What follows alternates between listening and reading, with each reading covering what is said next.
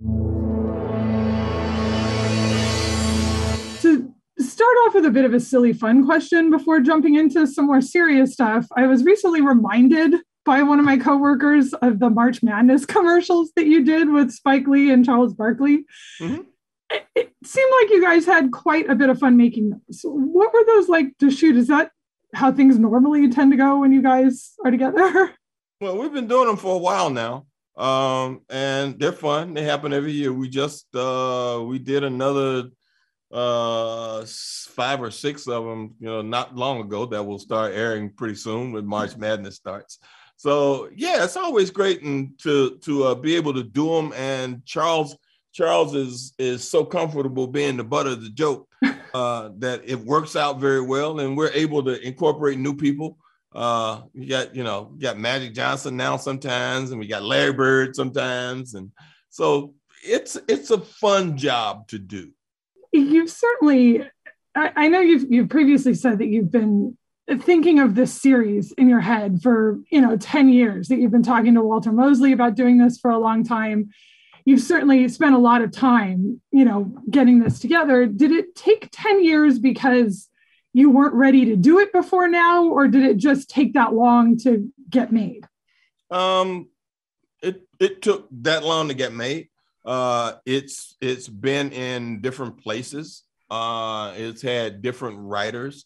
They've been trying to force an hour and a half to 2 hour format down our throats for a while, and I've resisted that at all, places, because I felt the story needed to be, longer and aired out. If you can do Boardwalk Empire or The Sopranos or whatever, you can do this in eight episodes. It's not a big deal, but nobody wanted to do that. So there was some resistance there. And then we let the rights run out, and then we pick them back up and run somewhere else and see if we could do it again. But we finally reached a point where the format and the timing come together, and the characters have an opportunity to breathe and give an audience an opportunity to take a trip with those particular characters that hopefully is satisfying. And adds color and depth to a story that I don't think could have been told in an hour and a half. Do you ever worry that if you didn't agree to do it as a film, that you might never get to make it at all? And is that something you would have been okay with if this never had been able to be done this way? I guess it would have had to be. I mean, there are all kinds of things that I wish I could have done that didn't get done, or things that, I was a part of and I saw that did get done, and you said, "Whoa, I'm glad I didn't do that." So there's so either way, just happens. How do you approach character? Do you have a process that you always go through when finding a character? Do you work with the scripts and whatever written research you can find? Do you do a full backstory? Is it about the wardrobe and the mannerisms and the physical props for you? I mean, do you have like one way that you always approach that? No, there's not one way. You read a story and you connect to the story in a specific kind of way. Then you hope that the character that you're attracted to, or the character they want you to play, is someone that you feel is integral to telling the story, that moves the story along in a specific kind of way, or that gives the story a richness that it wouldn't have without that particular character in it. And you find a way to inhabit that character. Ptolemy, I've been talking to my makeup artist for a very long time about it. I talked to Jake about this thing, I don't know, 5-6 years. I've been telling him I'm trying to play somebody that's 100 years old and I'm going to need the right makeup. And he's like, "I'm ready. Just tell me when you're ready." And so we started developing that. I talked to my hairdresser about it a long time ago, so she's always been ready. And it was always a matter of getting the right script. I mean, even when I bought the rights in the beginning, Walter was not the script writer. We hired several other people to write it, who wrote interesting scripts. But like I said, nothing was going to tell this story in an hour and a half or 2 hours that was going to be satisfying for me. So I just couldn't let that happen. There are so many emotional moments and heartbreaking moments throughout this story. And at TCA, you talked about not being a method actor and how silly you can sometimes be after an emotional moment. What was it like to shoot some of those moments, especially with Dominique? How long did it take you guys to adjust to each other's approach to the material and how you both like to work? Well, I'm the boss, so she had to adjust pretty quickly. So if she wanted to go off somewhere and cry, she could run off and cry, but I wasn't going to let her do it right there on set. I just grab her and start laughing, or just grab her and tell her, oh, that was great. That was so amazing. Like I felt it. So you give feedback immediately. I do. Because I've done all that stuff before I get to work. I know the emotional place that I need to go to get something done. Sometimes it takes other people a moment to get there. And maybe I am imposing my will on them by making them laugh at the end of a scene like that, or not investing in their emotional sort of output. But that's just who I am, and I want them to have a good time there. And sometimes when you're working with people who invest like that, it doesn't feel like they're having a good time. To me, it's a job of playing make-believe, and you do it effectively, and you do it in a way that's not harmful to you, because it's a safe space. You're supposed to be able to safely come into this space, work, and give emotionally, and not be, harmed by it. There's something so beautiful. It's not my phone, by the way. There's something so beautiful and special about the relationship between Ptolemy and Robyn. And I'm sure, you've been in this business a long time. You've worked with a lot of actors. You probably can tell what you're looking for in someone pretty quick. What was it about Dominique? I mean, I've loved her work since The Deuce, but what did you see in her that made you want her for this? Well, I saw her in an HBO series with my wife. And then I saw her in Deuce, and then I was sitting there watching that Jamie Foxx movie she did in New Orleans with him during the quarantine, and I was like, that's Robyn, that's her. She had this youthful exuberance, but she also had like a depth that you could see and feel, that was a weight to her in terms of who her character was, that she was not just a fluffy, kid doing some other stuff.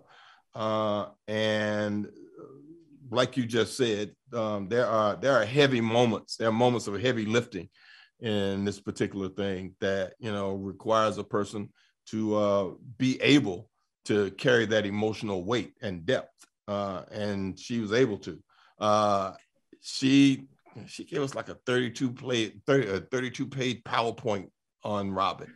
It was like she showed up with stuff. I was like, okay, all right, here we go. And she journals as her characters and does stuff. So I get the emotional input that she, gives. And I also, feel like I said, acting opportunities and being able to do what we do. It's like when I was a kid and we played make-believe, it's make-believe. We go out, we do things, and we laugh about how well we did them or how much fun we had doing it. And I think acting is that thing for me. It's that joyous space where I get to go and I get to create. And like I said, safely, and I can invest and I can give. And at the end of it, feel very satisfied that, I've recreated something that hopefully will give an audience the feeling that they paid their money for. After playing a character like Nick Fury for as long as you have, and we know that you're going to be doing it again soon, coming up, how much do you tweak your dialogue since you know that character so well now? Is it always on the page, or do you like to play with things with him a bit? It depends.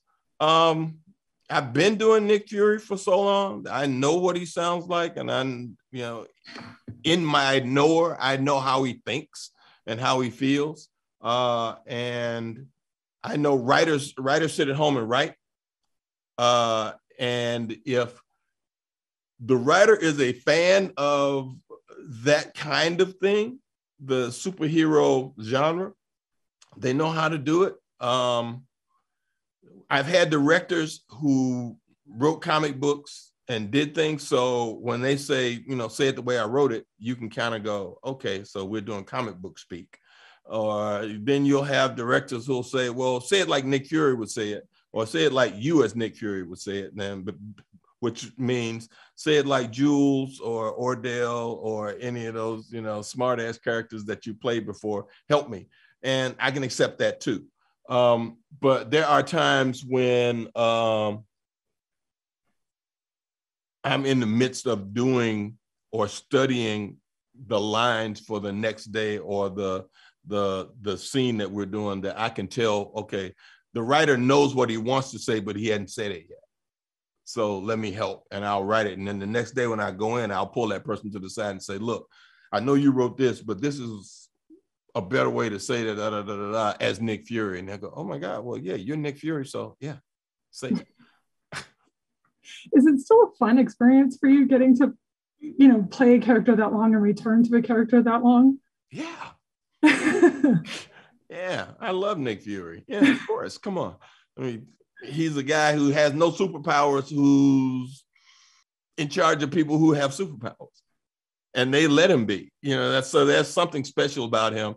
He's a leader of men that's very different in another kind of way, and it's very satisfying to be a part of a world that I admired for so long when I was a kid. I mean, I still buy comic books. I still go to a comic book store. I still read them. But to be able to be that character in that, it was the same as when I was doing Afro Samurai or any of those comic book characters, that it means something to be part of a cultural canon that people revere and that they respect in another way. After 10 years of thinking about this project and this character, how do you just stop thinking about it? I mean, were you able to just close the book on Ptolemy once you wrapped shooting, or do you think this is a character that could stick with you forever? They all stick with you forever in a specific kind of way. There's always a way to tap back into them or to think about them and care about them and to love them. But yeah, you have to move on to the next story. Storytellers tell stories, and unless it's part of the same thing, if it's not Nick Fury, if it's not Mace Windu in Star Wars, carrying on that particular story, then you move on to the next thing or the next story. And if that character is not part of it, then you have to create a whole new character or a whole new way of thinking about the thing you're approaching. You've worked with Walton Goggins before doing this together. What do you like about working with him as an actor, and how much fun was it to keep calling him Satan? Walt's my guy. Yeah, I love Walt. And, all those years that I watched him on The Shield, and then to go from The Shield to Justified, I was like, oh my God, who is this dude? And then after doing Django and Hateful, to see him on The Fabulous Gemstones, go, come on. I mean, Walt is that guy. Walt comes to work, and he comes to work and do it, and he's very specific. He's amazing and committed to what he's doing. And he's everything that you would expect a vagabond actor to be. He's that guy. Walt's like, he goes on walkabouts. He's kind of like, wow, okay, all right. Where's Walt? And he's just free thinking and in the world, and his creative energy is stupendous. And it's infectious and wonderful. And he's just a beautiful human being. So anytime you get a chance to be around somebody like, he is what that show was, the unicorn. He is a unicorn. And I would imagine it's fun just to get to call him Satan. So. Oh, come on. Thank you. only because he embraces it. Yeah, thank you. He got a cigarette hanging out of his mouth going, yeah. Well, thank you. So thank you very much. Thank you.